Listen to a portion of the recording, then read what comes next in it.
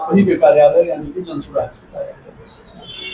आप लोग भी इस कार्यालय में आए और आप लोगों ने जो है पीसी कवर किया, इसके लिए आप सभी लोगों को और आपके चैनल को बहुत बहुत धन्यवाद। सबसे पहला सवाल ये है कि चुनाव जो है काफी नजदीक हो गया है, सीट बंटवारे की तारीख भी बहुत जल्द तय हो जाएगी, बहुत जल्द सीट का बंटवारा भी हो जाएगा। इस बार का माहौल क्या होगा? इस बार का माहौल जो है वो त्रिकोणीय होगा। मान लीजिए कि हम लोग भी जो है इस रेस में हैं, तो पहले से जो दो पार्टियां 30-35 साल से काम कर रही हैं, उनके अलावा एक तीसरी पार्टी जन स्वराज जो है उभर के सामने आई है। और पिछले 3 साल से प्रशांत किशोर जी ने जो अपनी पद यात्रा की और लोगों से मिले, गांव गांव गए, या जो भी हम लोग पार्टी से जुड़े हुए हैं, हम लोगों ने जो जन स्वराज के लिए घर घर जा करके काम किया, लोगों को जागरूक किया और उनको बताया कि अभी जन स्वराज एक ऐसी पार्टी है जिस पर आप एक बार 5 साल के लिए विश्वास कीजिए। 30-35 साल तो जो भी हुआ आप लोग देख ही रहे हैं और उससे आप लोग वाकिफ हैं, उसको हमको समझाने या बताने की जरूरत नहीं है। इसलिए ये नई पार्टी है और एक नई सोच है।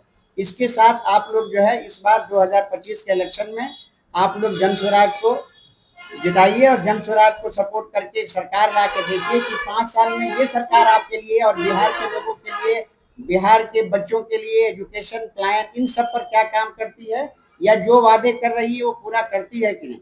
लेकिन जो स्थापित पार्टियां हैं वो कह रही हैं कि जनसुराज जो है भूत कटवा पार्टी है, कहीं नहीं दिखेगा इस चुनाव में। हाँ ठीक है, हम मानते हैं कि हम वोट कटवा पार्टी हैं। इसलिए वोट कटवा पार्टी है कि भाई हमारे पास अभी कोई ग्राउंड नहीं है, कोई बेस नहीं है। आने वाले 2 अक्टूबर को हमारी पार्टी को 1 साल होगा। 1 साल में एक बच्चा चलना सीखता है और वो जो पार्टियां हैं जो पहले से 40-50 साल पुरानी पार्टियां हैं, उनके पास एक अपना खुद वोट बैंक है, उन लोगों का कैडर वोट है। लेकिन अगर हम वोट काटेंगे तो वोट तो उन्हीं का काटेंगे। तो सही बात है, हम तो वोट काटने आए हैं, वोट काटेंगे नहीं, वोट काटेंगे तभी जाकर के हमारी पार्टी का वोट बनेगा, और जो वोट कटेगा वही हमारा कैडर वोट बनेगा। लेकिन जनसुराज का राजनीतिक जमीन है क्या वर्तमान में बिहार में? कोई भी पार्टी शुरू होती है तो उसका क्या जन्माधार रहता है? क्या शुरू होते ही एक बच्चा जो है वो पैदा होते ही जो है वो खाने और चलने और दौड़ने लगता है?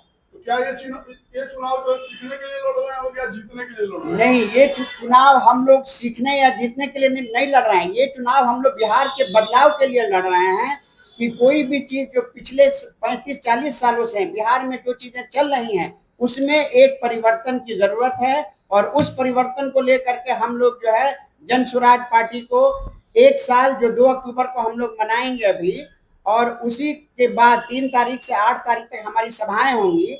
ये सारी चीजें हम लोग उसी लिए कर रहे हैं ताकि बिहार में एक बदलाव हो, बिहार के सोच को बदले हम लोगों का ये नहीं है कि हम लोग की पार्टी बने या हम लोग की पार्टी है, हम लोग बिहार में एक बदलाव चाहते हैं और वो बदलाव जो है इस बार आपको देखने को मिलेगी 2025 में। जब जनसुराज पार्टी जो बनी तो जनसुराज पार्टी का विजन था कि सही लोग, सही सोच और सामूहिक प्रयास, जी जी, यही था ना।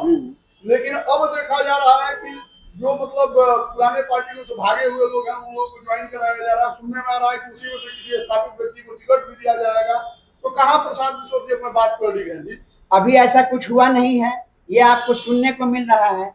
तो सुनने को तो बहुत कुछ इलेक्शन से पहले मिलेगा, इलेक्शन के बाद अगर आपको ऐसा देखने को मिले तब आप कह सकते हैं कि ये चीजें जो है जो प्रशांत जी ने कही है उसको उन्होंने पूरा नहीं किया और इसके खिलाफत में कोई काम किया।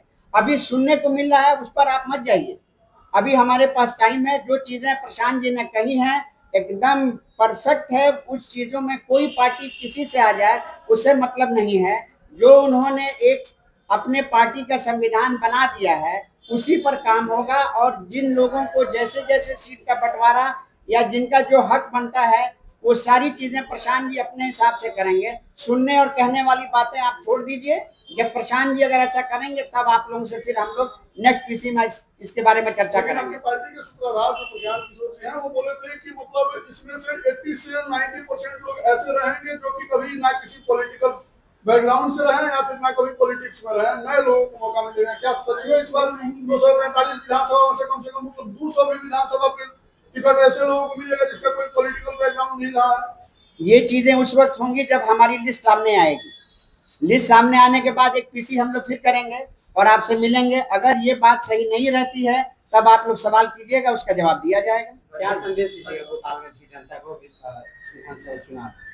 विधानसभा चुनाव में गोपालगंज की जनता को यही संदेश दिया जाएगा कि पिछले 30-35 साल में जो भी हुई है वो सारी चीजें भूलते हुए इस बार आप लोग कम से कम अपने बच्चे के भविष्य और आने वाले जो समय में है उसमें एक परिवर्तन चाहिए।